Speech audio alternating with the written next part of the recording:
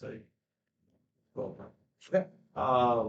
So I'm Mr. Scarborough. I'm leading this new teacher mentoring session. I'll have an introduction video. Obviously, this will explain more of this. But we have 5 new teachers here from Navarro ISD, and we'll just have them go around and say what level they're at. So it's kind of know for whoever's watching this. I'm Miss Rodriguez. I teach first grade. And this is my first year of teaching. Very good. Okay, Miss Knight, high school. All right. Miss Wells, high school. I'm Miss Couch and I'm junior high, Right. 7th and 8th. Miss Reynolds, 4th grade intermediate. Awesome. So we'll be continuing our book study of what great teachers do differently. We're already in our 3rd session, so we'll be starting in chapter 10. And as always, feel free to chime in kind of whenever. I'll hit some hot points, and we'll just kind of go from there. And oh, by the way, congratulations! You've almost finished your 1st semester. Sure.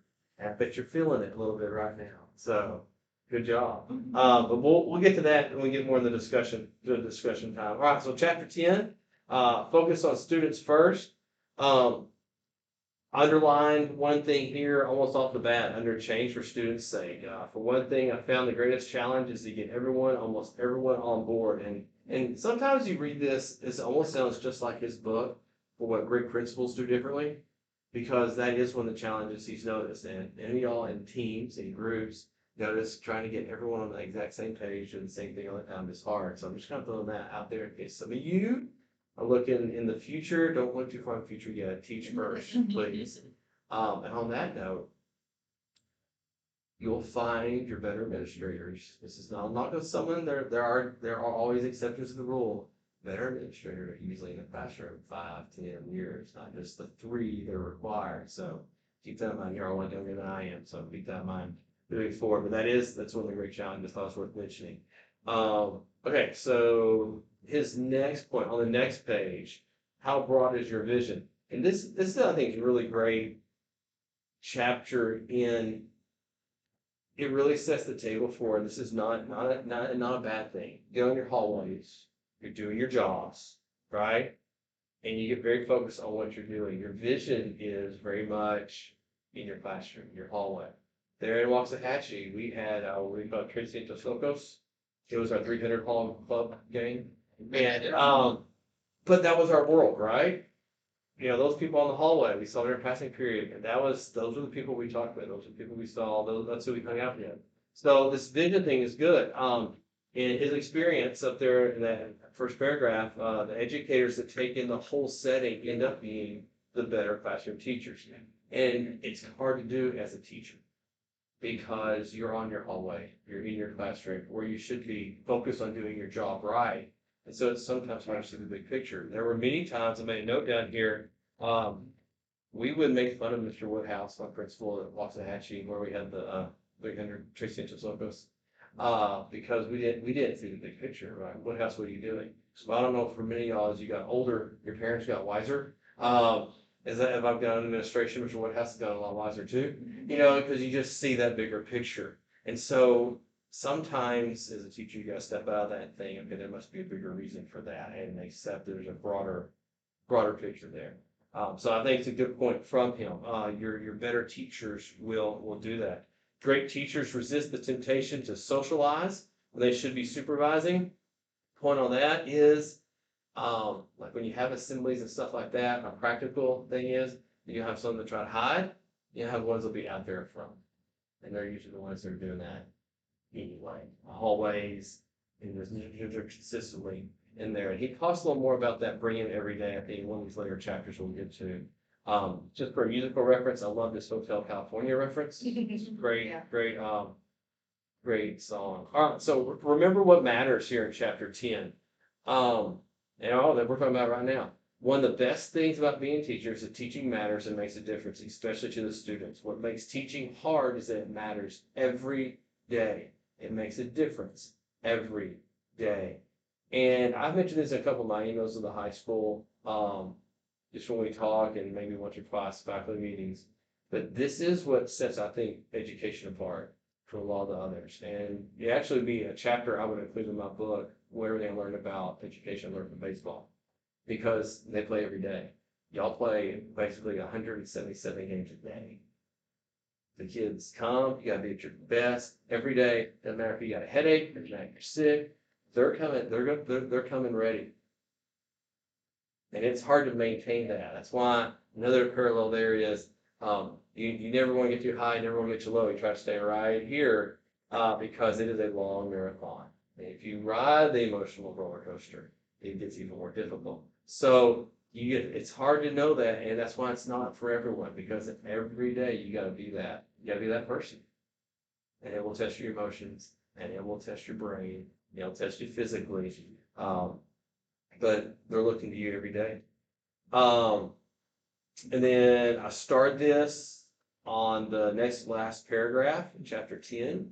I like this scene because it illustrates the very human tendency to put ourselves at the center of the universe. And he gives a good scenario there about Siam, and then of course, your vision. We very much put ourselves only in what's happening when there's broader things going on there, and the exceptional teachers kind of see beyond that. Right, y'all's takeaways from chapter 10.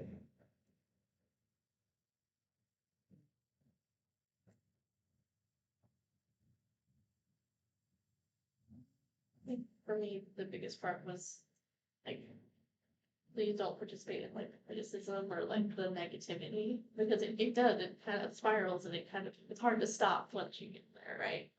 And a lot of it, I think, was trying to keep that stuff to yourself, and you keep it between you and The appropriate people need to be between. yeah, Those of you here, I have an open door. I mean, literally any time you Yeah. come in, let's talk. Oh, well, another, I guess, organization I like to follow a lot is from the Ramsey organization that does a lot of financial stuff. And they talk about gossiping a lot. Obviously they can bring down lots of places.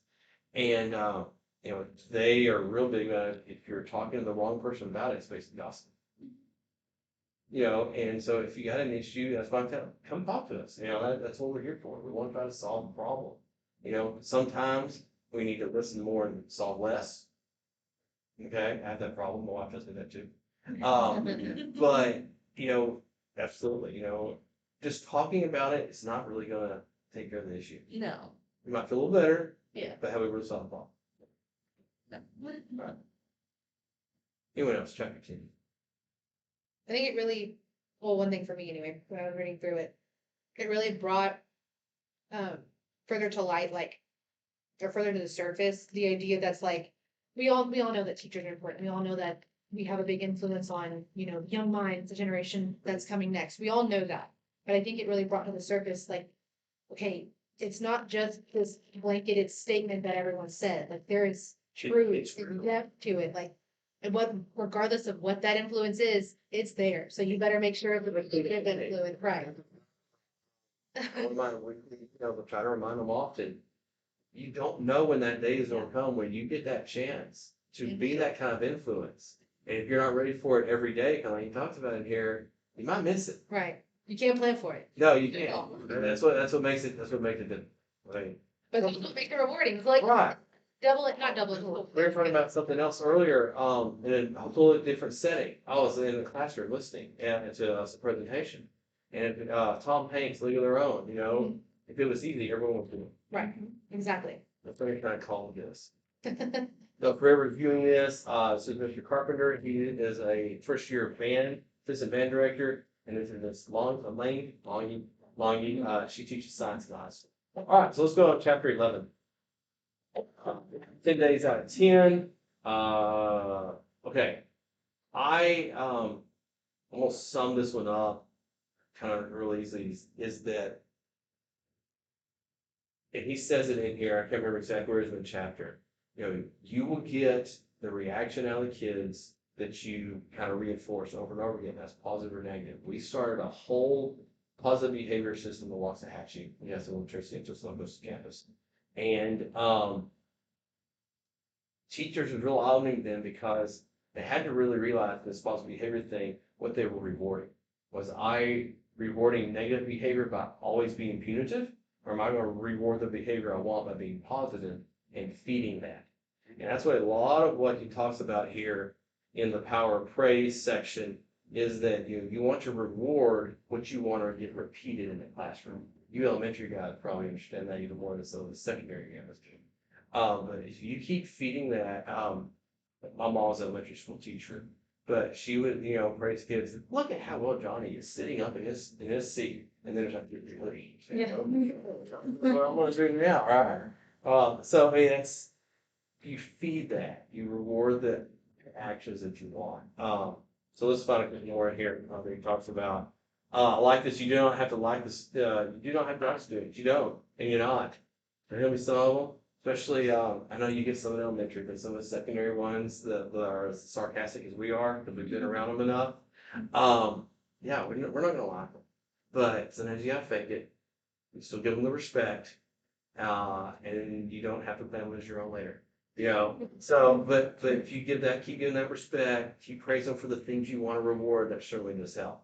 5 strategies that help praise work. I thought this was a really rich section here in this chapter.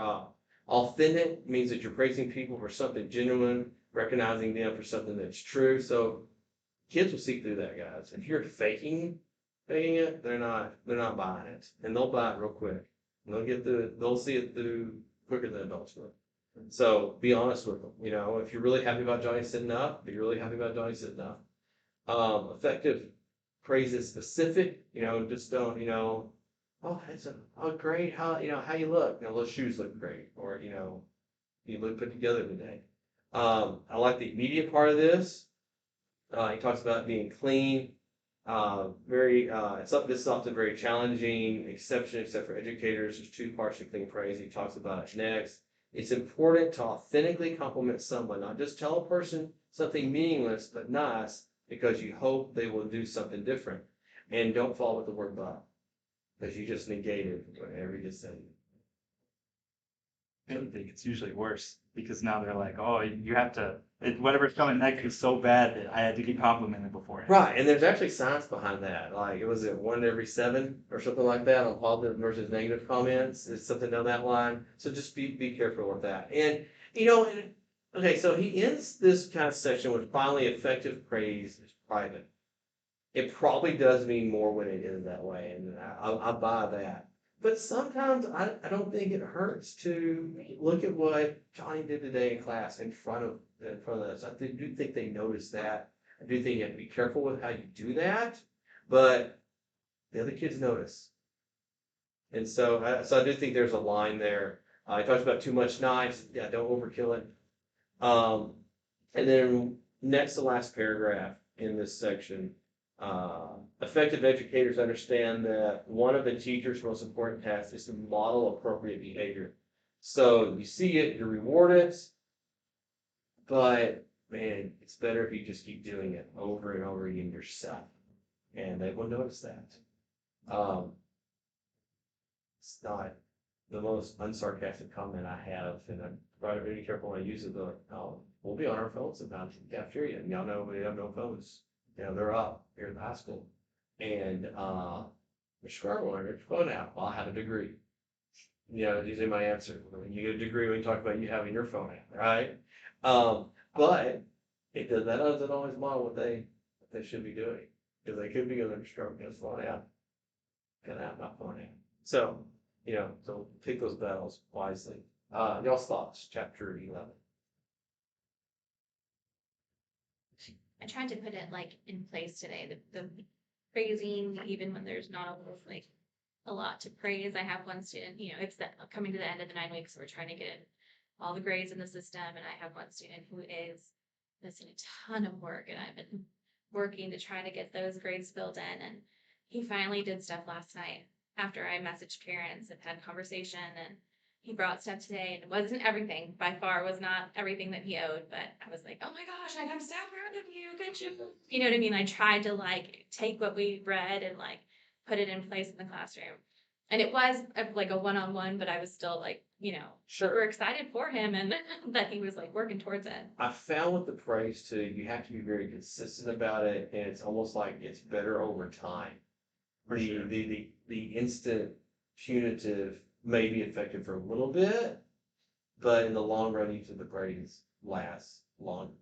It may take you longer to break through, but I think there's some investment there. Okay. Anyone else? Chapter you like? On the band side of things, you basically have to give them constant feedback and like praise and stuff. Otherwise, like nothing's gonna sound the same ever. So Right. I'm very used to it. Well, my first year as an AP, I got to have CTE as my, well, I taught CTE too, but as who I praised. Hmm. And that's one of the first things I noticed. Structurally speaking, man, if teachers we give praise as quick and not to say correction, I know that's the wrong word, but instant feedback. Yeah. The way band directors do, and choir people do, man, it really works. And if you're out working your tables and stuff like that, you end up doing that too. But you're right, instant feedback. That's great. Anything else real quick, chapter 11? Okay. On to chapter 12, be the filter. This goes along with that. If you don't have to like them, but just be careful what comes out of your mouth, and toward them and stuff like that. His second full paragraph under how's your day going? I kind of marked that whole thing. You can smile at a fellow teacher and say things are great. How about you? Or you can respond that Blake Wilson's on my nerves, and all of a sudden Blake Wilson's gone that teacher's nerves too. And so now Blake Wilson, next time someone else hears him, that's what's in their head. So it's important you be the filter. I had a principal, one of my 5 at North Lamar. I was only there 3 years. Not principal, superintendent. He would always answer to that question, how's your day going? Great. No matter what the situation was. It's a good strategy. He couldn't play poker very well though. But I get where he was going with that. I read that, I thought about him, and no matter what was going on, that was his answer, because there's sometimes he didn't even show that, they'd go, that teacher, that budget thing didn't work, so give us some credit for that. Down there where it says filter yourself, an outstanding teacher is in a bad mood. How many people in the classroom know it? It's that teacher. And maybe your friends around you and you step out and transition, or when y'all get to go lunch, or, elementary guys on those different schedules. But the kids aren't going to be able to, they might pick up, some of the smart ones may pick up on it. That teacher can hide it pretty well because they're there, they're being that steady person that we kind of talked about on those other ones. At the end of when the teacher sneezes, on the first day at school, students hand us respect on a platter. They do. We determine what happens to that gift. The best teachers continue to nurture and build that respect all year long. And I'm adding this, regardless if they like the student or not. It's tough. It's tough. Because some of them, again, we talked about getting your goat. They're going to try, and it's a prize. On page 72, start this one. Each day we decide what we bring to our classroom. Even on the days we don't feel quite so perky, we can filter out the negative and make students feel we're just there to do our job. If our attitude shows we want to be there, our students will reflect that positive energy back to us. And so, you're the filter. And I think this one applies not only to the classroom, it applies to the lounge, it applies to sometimes at home. This is also one of those, guys, I think it's very important that you find someone on your campus, if you haven't already, that you can't shut the door and go, it's been a terrible day. And that you can go ahead and take the filter off, if you will, and have that person to talk to. And because it sure does help, sometimes you get past that, now we can move forward, So I hope you have that on campus, either your mentor, and it doesn't always have to be your mentor, but maybe someone in your hallway, someone you close the door, cry if you have to, yell and scream if you have to, but hey, we're done now, we're good. Helps a lot. This last section here about perception can become reality, absolutely. I'm going to use this example. It's not the best analogy, but it's got some holes in it, but it's Facebook. Once that rumor starts, or once that information that's kind of incorrect but not totally correct gets spread, now it's not a myth anymore, it's fact, right? Same thing here. So just careful in your perceptions. Last one, last sentence down here. Consciously or unconsciously, we decide the tone of our classroom and of our student and our school. And he's right. And that applies to principals, That applies to everyone in the building. Real big believer of that Heim Ganot statement, you are the temperature in the room. And I think I've told you this example. I had a student teacher one time ask me, how did I know what to address, in a classroom? And to me, it was what was going to escalate. And so if I responded to it like, oh my gosh, they're going to do that too. If I respond to it as it's no big deal, it's, everything's cool, that's how they're responding. You're a mirror, basically, to a lot of us kids. Okay, what did you think on that chapter, which was 12?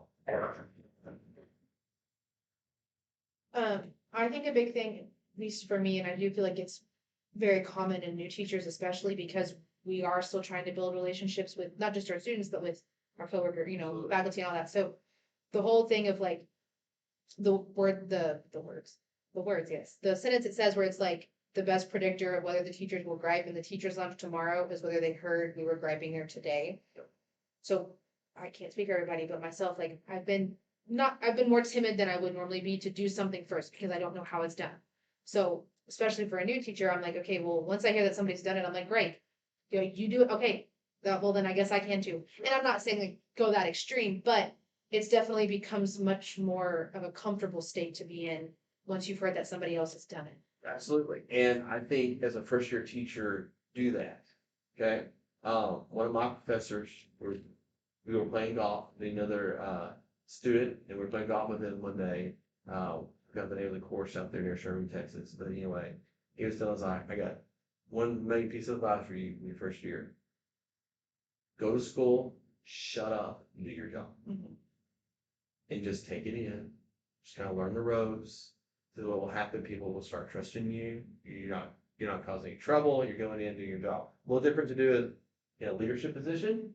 You just go in and shut up, But I think you're taking a very good approach. Let me see what happens first and learn from it. And then next year when you're veterans, take the lead on it. You know what I'm saying?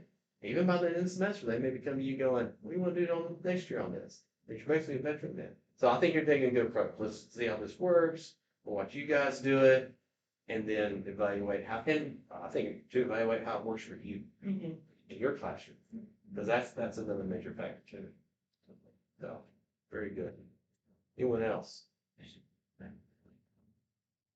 Just this last section, I thought we just didn't talk about the fact that every school has problems, even the most rich ones. Like anything, sometimes they're worse, even though you don't admit it. Even here, and no one's gotten me in trouble for saying this phrase. I mean, I will say here at Navarro, our grass is greener. If there is crabgrass in the grass, and there are everywhere have to be killed. Absolutely, and so that's just part of it. No, not everything's perfect everywhere. You're that right. Yeah. Chapter 13. Don't need to repair, always do repair. I like his dichotomy here. Once he gives his opening 2 paragraphs of 2 kinds of teachers. Some never need repair, but always do. You'll find the ones that are really at the top of the line. They're always trying to improve. And then you got the ones that done it for 35 years and I'm still good doing it, and there's not much I need to do different. Sorry if I'm stepping on your toes of anyone but there's some truth there. I'm sorry that happened. I have found myself, after we went through this book last year, using that more in some of my parent conversation. And it does help. It does calm the waters a little bit. It shows a little empathy, even though it's kind of like conversation recently with a parent. I cannot believe y'all will not take this late work. No, I'm sorry that happened. That's in our handbook. It's just, that's the way it is. And there's nothing we can change about it. And this isn't going to be the situation, but it showed a little more empathy on my end. Because I don't know if any of y'all had any parent situations yet where you had to calm them down a little bit, but that definitely works. Didn't find this chapter to be as deep as the others, and I'm Todd Whitaker. But I did at the last page, the first full paragraph at page 82. If principals and teachers take the opportunity to teach students the behaviors that repair a situation instead of escalating it, our jobs will become easier and their lives will become better. And this applies to so many different things. You think of the students that could de-escalate a situation, they did it the exact opposite, and y'all may have seen it, again, not to step on your toes. Teachers that have escalated situations and they did not need to be escalated.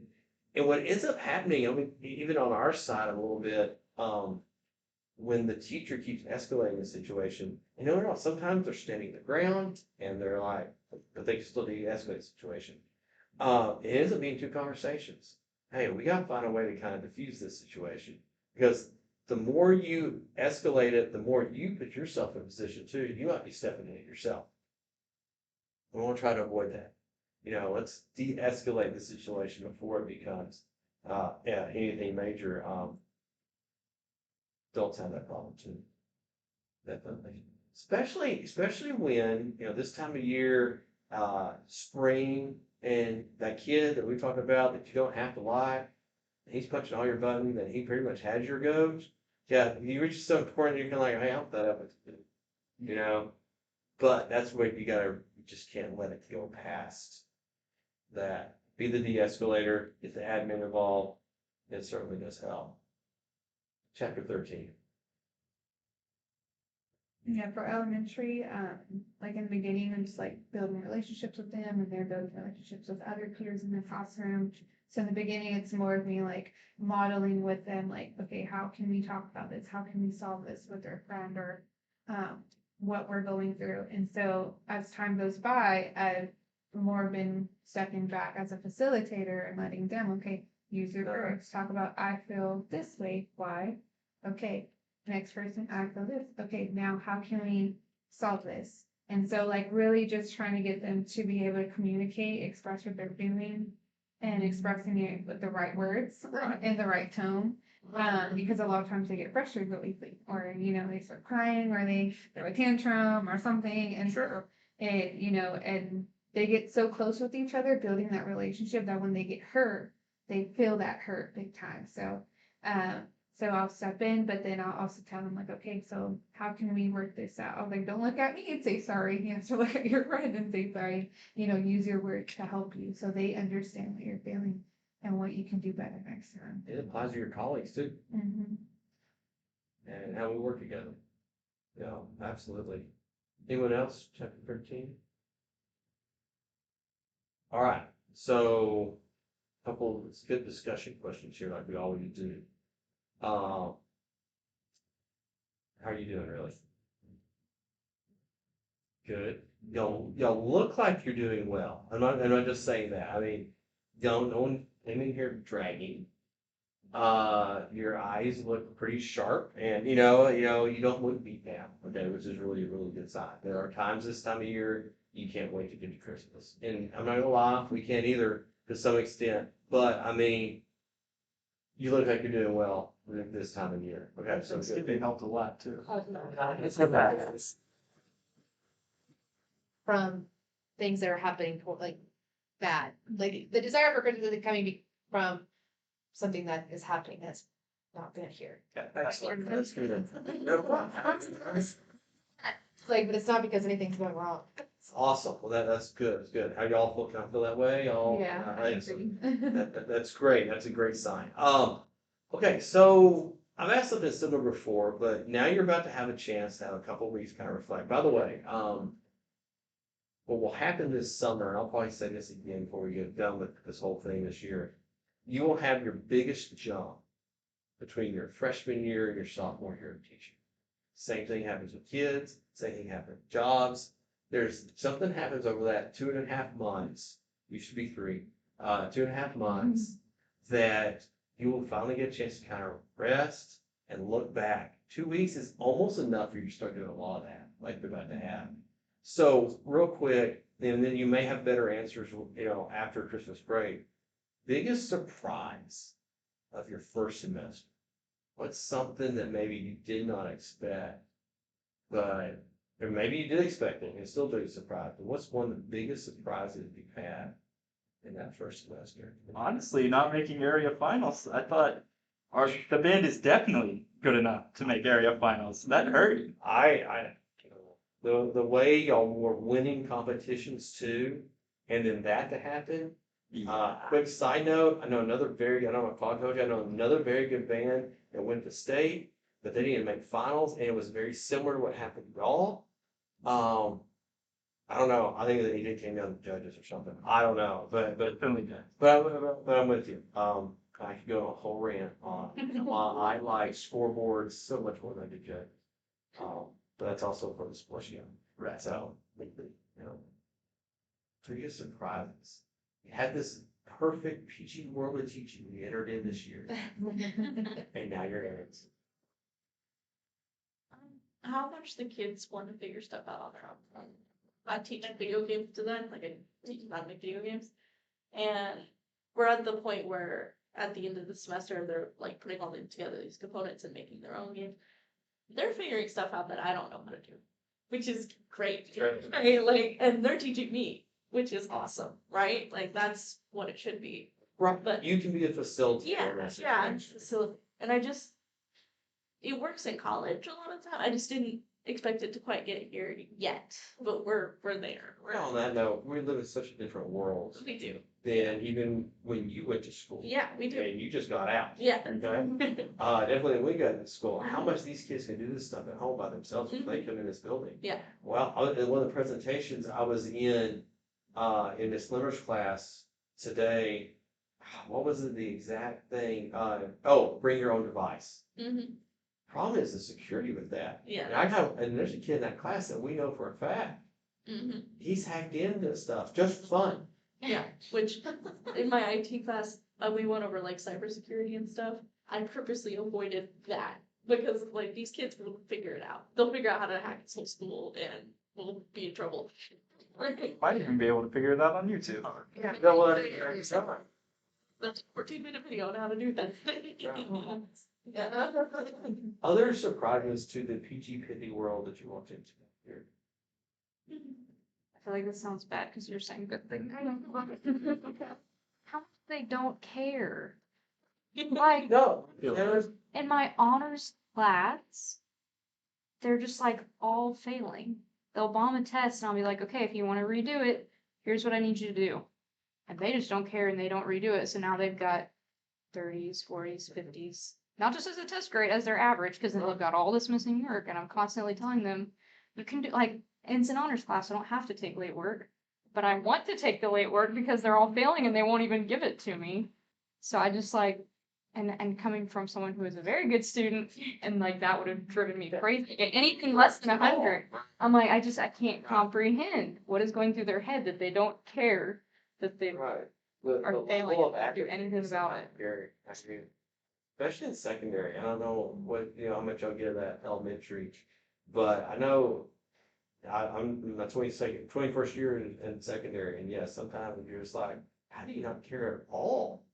You almost have to try harder not to care that much than actually try to do something. Yeah, 8 hours a day here and just Right. walking around like what? Yes. Me too, yeah, you're not alone. Well, you have some fresher. It's mainly my freshmen and my seniors. I know the seniors are already checked out, but definitely the freshmen. There's no drive. The last 3 tests we've taken, I've had to offer retests because only 20% passed.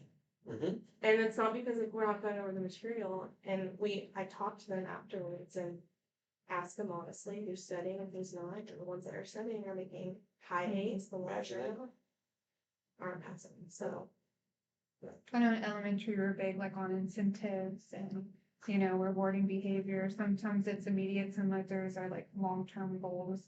Like we have this war store ticket system, so it's like that's a good incentive for long-term. But then you also have like your stickers that you give out or things for secondary, maybe just like working towards a goal of like, hey, I'll bring our donuts one day. We can get us to this certain goal. Some donuts. Or I don't know what really your class will want, but find something that might interest them to try to motivate them to And a get there. teacher today, during an observation, that was her reward system. Get the one I brought up, and you can. And it worked for most kids. have the smiley face stamp thing on it. Oh, They love that. Yeah. Especially In secondary, right? I that my I get to have exams every so often, right? And I'll have like a review day, And if they get all the questions right, or like they're in groups and whatever group guesses the most right, they'll get Jolly Ranchers. And I told them like, well, the entire class can't get Jolly Ranchers if you all get the questions right. And so this time they studied, and my whole first period got Jolly Ranchers, and it was nice, which was awesome. I was best $10 ever. Okay, so last kind of big picture question here. You may not have an answer right, okay? You know, you might not, when you come back over the 2 weeks, you get a great chance here to kind of redo some things in your classroom or some of your habits with yourself or with your kids after this break. As it is, they're gonna come in kind of fresh. You're gonna get to redo some habits you want to redo it. You will get a more clean entry, if you will, than what you had. And hey, here's the sub, and now you're running the class, right? You know, what's something you think you're going to come back and do different from the break? I need more rules, like in order, because I kind of just came in. Well, one, I didn't know y'all's rules to begin with, Right. and the first day they're like, "Oh, what's the rules?" I don't know. What's the rules? Oh, and they're definitely a little more lax than they should be on certain things, but Great Which- set by coming back. which would be So you're a little bit ahead of the curve then. Mhm. Most new teachers at the end of the first year said, I'm coming in a lot more structured. So you're already seeing it. Yeah. Good. Yeah, definitely. Also, this weird thing. Can I take the wheels off my chairs? Please? Somehow? Because that's a problem. It's a consistent problem that I'm always fighting all the time. I don't know if there's other chairs we can get or something. Probably change out your chair. Or take the wheels off. Like, it's a Yeah. constant battle that doesn't need to. I get it's a computer lab. But if you were 16, Remind you had me? wheelie chairs. What would you do? I was with wheelchair on Chairs, and I can't. Absolutely, right? They're always like slide. Like, I love the chairs they have in the special ed room that you sit on and like, you know, goes back and forth. Yeah. It's great. It's a problem. You know, it's a thing Let's that's see where I can store your chairs and let's see if we can get more of our chairs in your room. It even would also send a very good message to them. that. Yeah, on me business. You guys are gonna come back after Christmas. The wheels are gonna be gone. I got a closet full, so Okay. of Okay. regular chairs, it's just a matter where we store yours. Where we split. Yes, Okay. gotcha. Cool. Good. Great. That would make my life. Yeah, you might not have an answer yet, but some things might do different.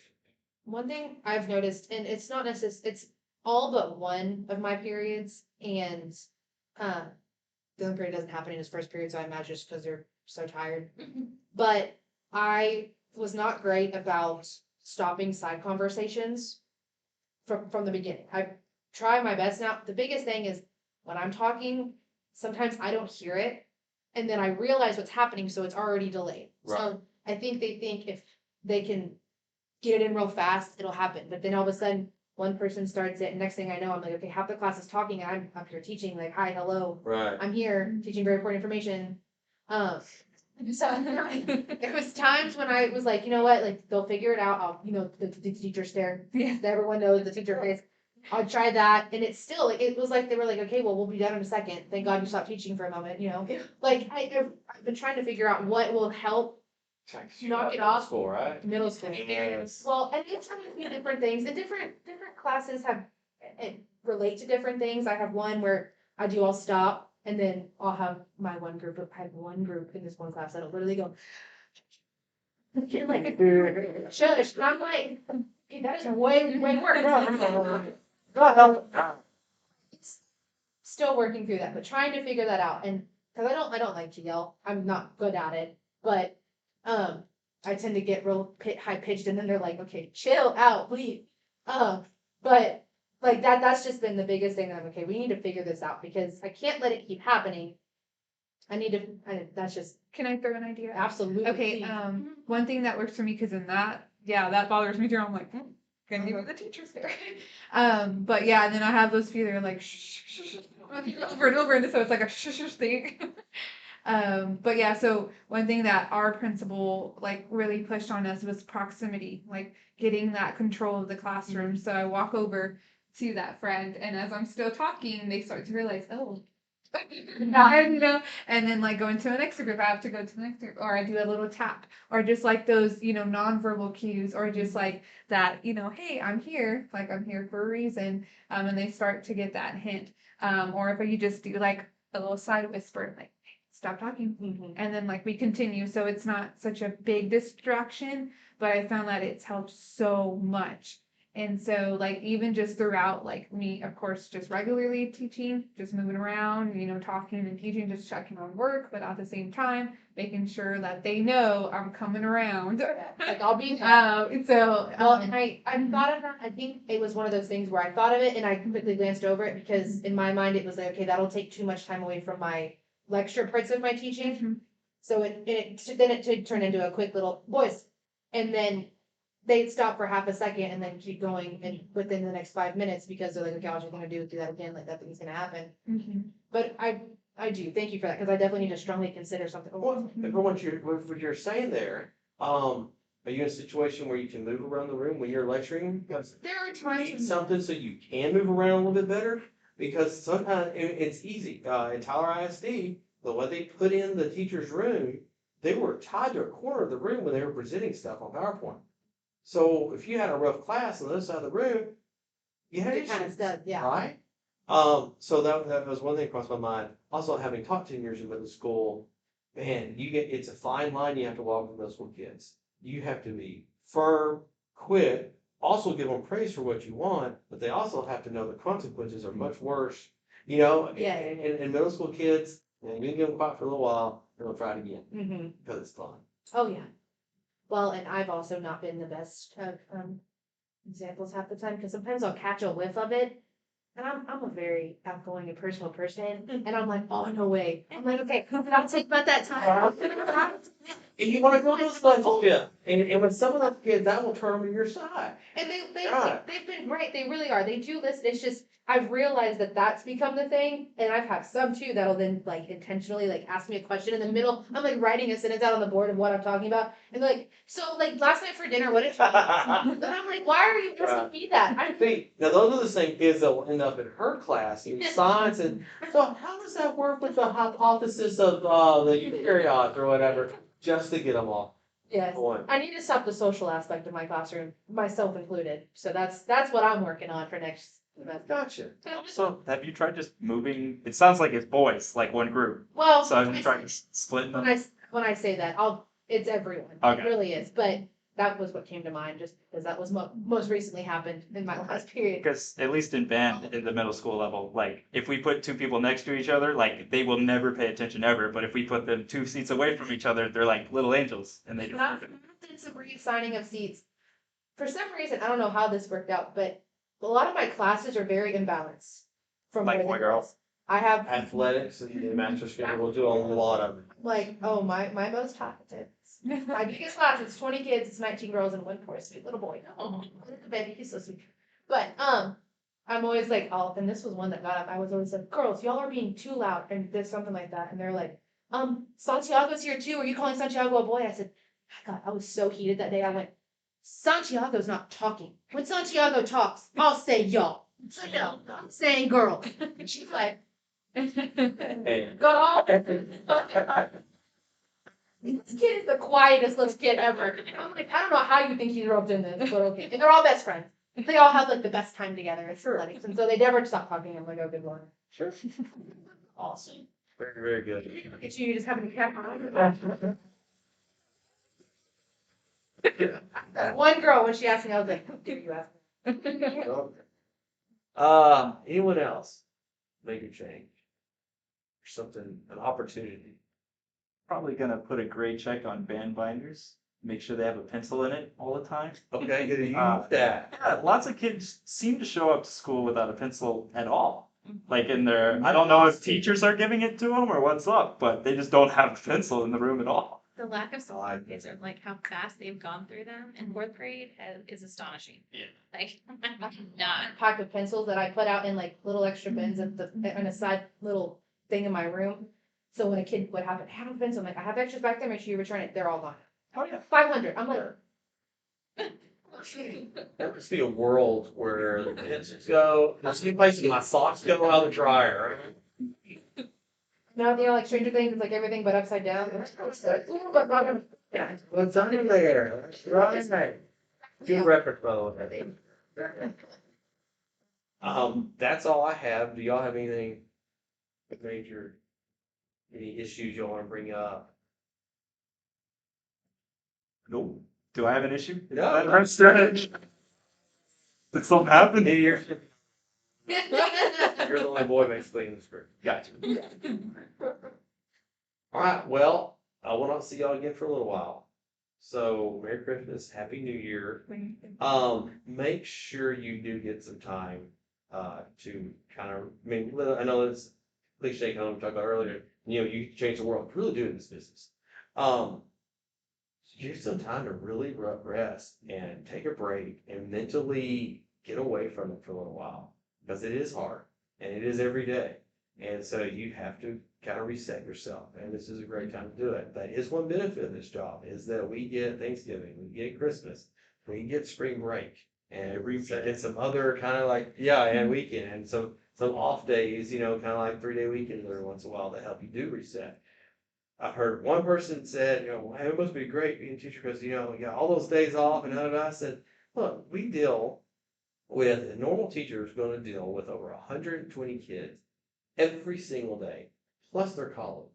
That is mind draining work, especially if you're an introvert, right? You have to have breaks. You need a month in the summer to at least to kind of decompress and get yourself back where you need to be to go do it again because it's not easy. So take some time, definitely. You know, do it. All right. Thank you guys. And y'all, you're doing well. You're almost there. Almost halfway done. I'm sorry. Hey, we only have 2 more sections part of this book. And then we're wrapping things up that last session. And you'll be done for the first year. That's how pushing you are. When is our next meeting? I have to check, but it may not be till February. I hope you. Yeah.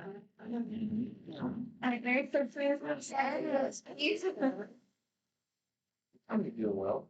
Yeah, I can, whenever I'm not at school, I just walk on at this point. I do it real slow, but Sure. I get my x-ray 21st. Okay. 2 Mondays from now. Right. Yeah. Awesome. Hopefully they'll be like, yeah, you're all good. And I'll be like, It's a big break. Yeah. Good. Man, you're a kind of success story on that. yeah. I got lucky and That's right.